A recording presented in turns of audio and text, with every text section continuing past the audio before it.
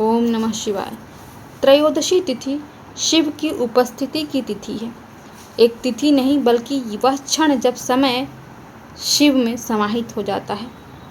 हिंदू पंचांग में त्रयोदशी यानी मास के दोनों पक्षों की 13वीं तिथि, लेकिन यह कोई साधारण तिथि नहीं है। शिव पुराण के अनुसार जब त्रयोदशी तिथि की संध्या आती है अर्थात प्रदोष काल आता है, तब शिव तत्व विशेष रूप से सक्रिय होता है। यह समय कहलाता है प्रदोष काल। इस काल में जो भक्त मन, वचन और कर्म से संयम रखकर शिव का पूजन करता है, वह जन्म मरण के चक्र से मुक्त हो जाता है। त्रयोदशी तिथि का यही वह समय है जहाँ केवल शिव हैं और शिव के भक्त हैं। आप शिव को पाना चाहते हैं तो इस काल का लाभ उठाइए। एक बार ब्रह्मा, विष्णु और अन्य देवता काल चक्र के रहस्य को जानने के लिए शिव के पास गए। उन्होंने पूछा, हे महादेव, किस तिथि पर आपकी उपासना से संपूर्ण फल प्राप्त होता है? ऐसी तिथि कौन सी है जब समय भी आप में समाहित हो जाता है?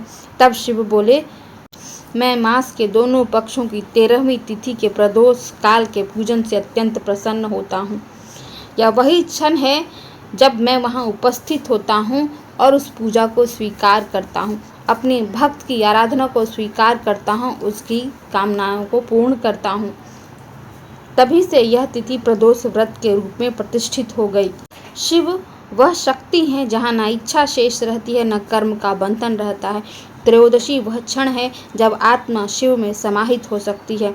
तो आप यह व्रत क्यों करें? यह तिथि केवल उपवास नहीं, अहंकार और वासनाओं का विसर्जन है। यह तिथि केवल आरती, प्रार्थना या स्तोत्र या मंत्र जाप के लिए नहीं, यह मौन और समाधि का प्रवेश द्वार है। यह तिथि केवल तिथि नहीं, शिव के साक्षात्कार का समय है।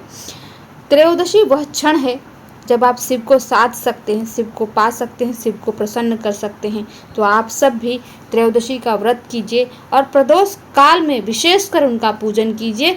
उस समय में शिव उपस्थित होते हैं, आपकी पूजा स्वीकार करते हैं, आपकी कामनाओं की पूर्ति करते हैं। बस एक ही उनकी पूजा की शर्त है, किसी भी देवता की पूजा की बस एक ही शर्त है कि आपका मन, वचन और कर्म निष्पाप हो, शुद्ध हो।